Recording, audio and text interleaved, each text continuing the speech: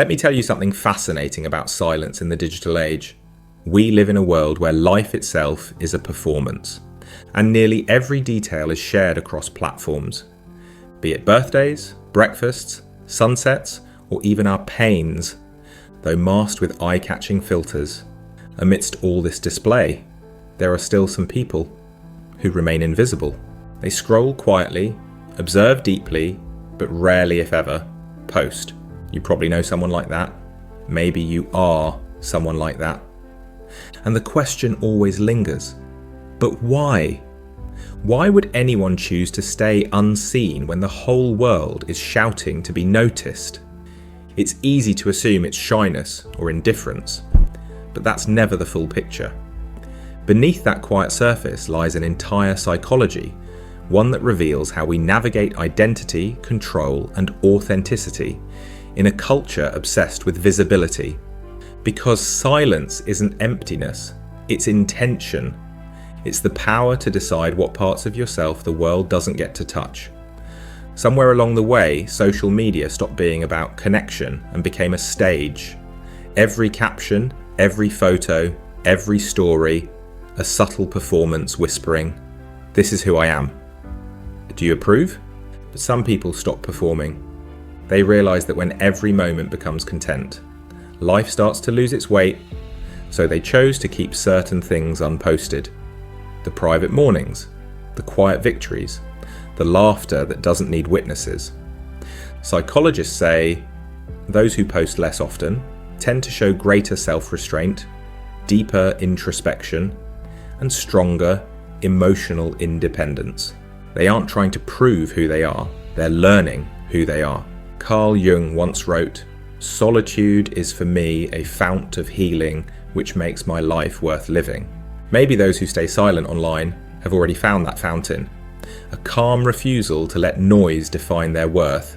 For many, that silence isn't withdrawal, it's clarity. A quiet act of taking back control in a world that constantly demands to know more. Because whether we admit it or not, social media has quietly reshaped how we see ourselves. It rewards display. It praises noise. The louder you are, the more real you appear. And the more you reveal, the easier it becomes to confuse being noticed with being known. But those who remain quiet online, they often see through the performance. They've realised that not every moment deserves an audience. They've learned to pause before reacting, to think before speaking, to understand before judging. In psychology, this ability to hold back isn't repression, it's regulation.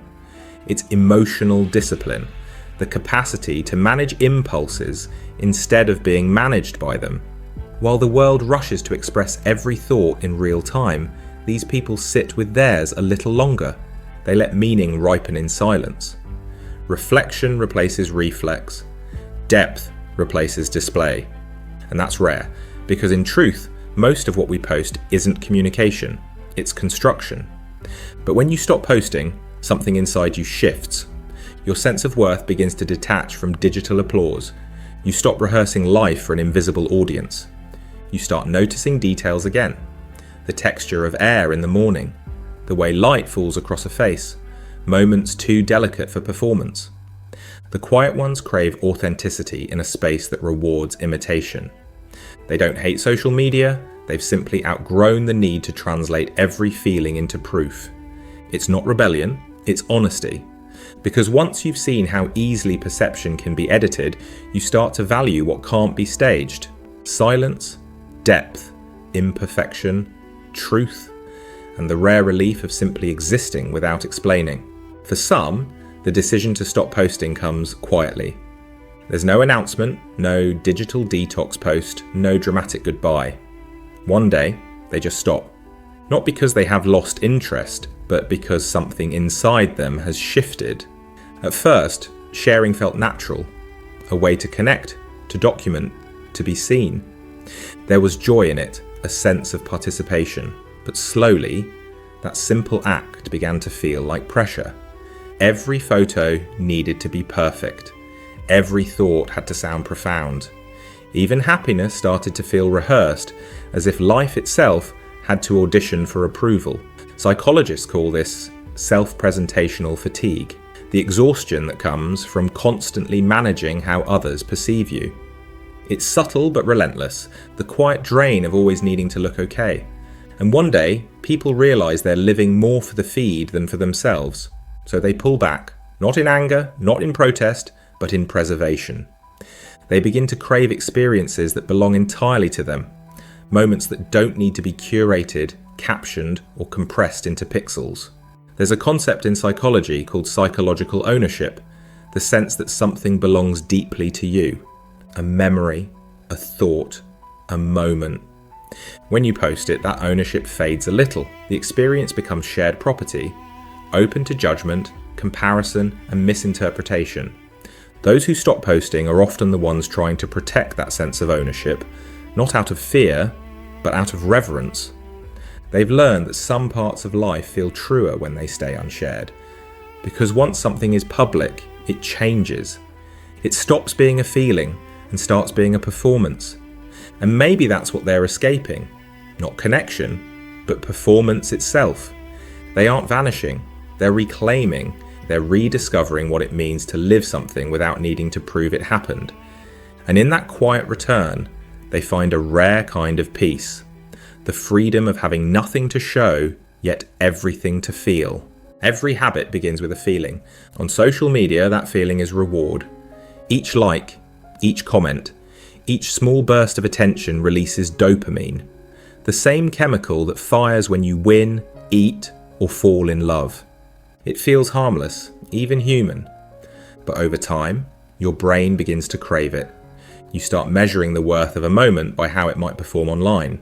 At first, it's subtle. You take a photo and instantly imagine the caption. You laugh and think about the story you could post. Experience becomes a draft for an audience you can't see. Psychologists call this the validation loop, the cycle where seeking approval becomes its own addiction. The brain learns that attention equals safety, and silence feels like withdrawal. But silence isn't absence, it's detox. When someone steps back from posting, they're interrupting that neurological loop. At first it feels uncomfortable, like the quiet after a song stops. You reach for your phone out of habit, searching for that next hit of connection. Yet if you stay with the silence long enough, something fascinating happens. The noise inside begins to fade. Your emotions stop moving in reaction to numbers. Your attention starts to stretch again, to people, to places, to the small sensations that used to pass unnoticed. The present moment, once a background blur, becomes vivid again. Carl Jung observed that people will do anything, no matter how absurd, to avoid facing their own soul. In many ways, social media became our modern avoidance, a mirror that distracts instead of reflects. When you stop chasing validation, that mirror finally clears. You start meeting yourself instead of your image. Studies show that people who take extended breaks from social media report higher emotional stability and greater life satisfaction. The reason isn't just rest, it's recalibration. Their identity stops echoing back through screens. It becomes rooted within. And maybe that's the quiet miracle of disconnection. Not losing touch with the world, but touching reality again. When you stop performing for approval, life starts performing for you. Spontaneous, unpredictable, beautifully unfiltered. After the noise fades, something unexpected takes its place. Clarity. At first, the silence feels almost hostile. You reach for your phone without thinking, your thumb searching for an update that isn't there. The mind panics at first contact with stillness, but then slowly, the craving loosens. What once felt like emptiness begins to feel like air, the kind you can finally breathe. That's when the return begins. Without the constant pulse of feedback, the nervous system calms. Thoughts stop orbiting around reaction. You no longer narrate your life in captions, you simply inhabit it. The question shifts from, how does this look, to how does this feel? Psychologists call this internal validation, the process of finding worth inside rather than outsourcing it to approval. It's not withdrawal from the world, It's reconnection with yourself. When your inner voice grows louder than the crowd's, the performance ends. Relationships change too. You start noticing who checks on you without seeing you online, who asks how you've been, not what you've posted. The ones who stay are drawn to your presence, not your projection. The absence of constant sharing filters out the spectators and leaves only the participants. Privacy becomes sacred again. You stop needing to explain yourself. Not every joy needs witnesses. Not every grief requires an audience. Some truths become truer precisely because they remain unspoken. In that silence, dignity returns. Quiet, steady, unmistakable. Carl Jung once wrote, "The privilege of a lifetime is to become who you truly are." That becoming rarely happens under a spotlight. It begins in the shade, in the quiet rooms where you hear your own pulse again. Colours sharpen, time stretches, conversations deepen. You notice the weight of a friend's pause, the honesty in laughter that isn't performed. You start to live without the echo of an audience. This isn't isolation, it's equilibrium. When you no longer need to prove your existence, you begin to experience it. And in that rediscovered stillness, life feels not smaller, but infinitely more alive. There comes a moment when you stop chasing connection and start cultivating it. When being unseen no longer feels like erasure, but like alignment. The quiet becomes familiar, even protective. You start realizing that your worth never depended on who noticed it. It simply existed, waiting for you to notice it first.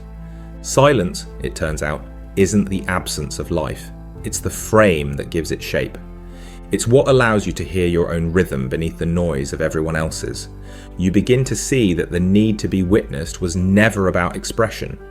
It was about reassurance. And when that need softens, what's left is something rarer. Peace without permission.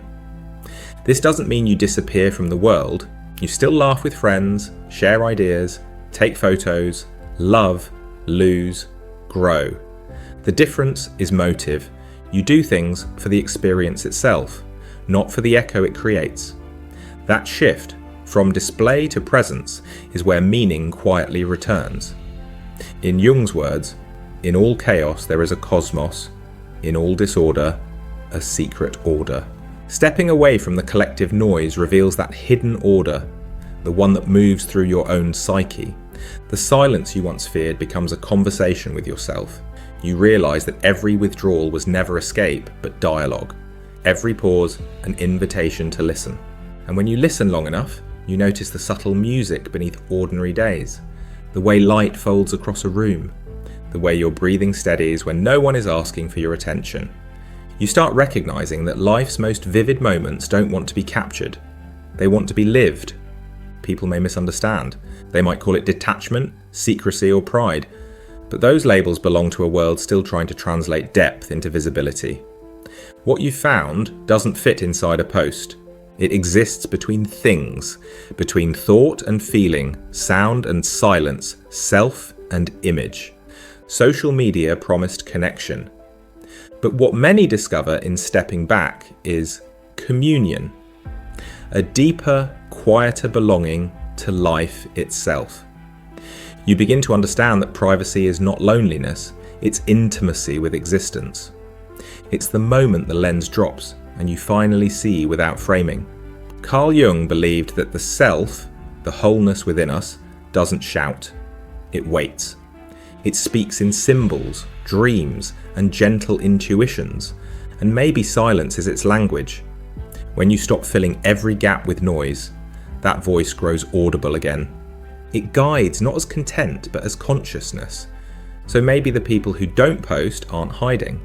Maybe they're listening to the hum of their own becoming, to the quiet architecture of meaning that unfolds only when no one's watching. Because being unseen is not the same as being unknown.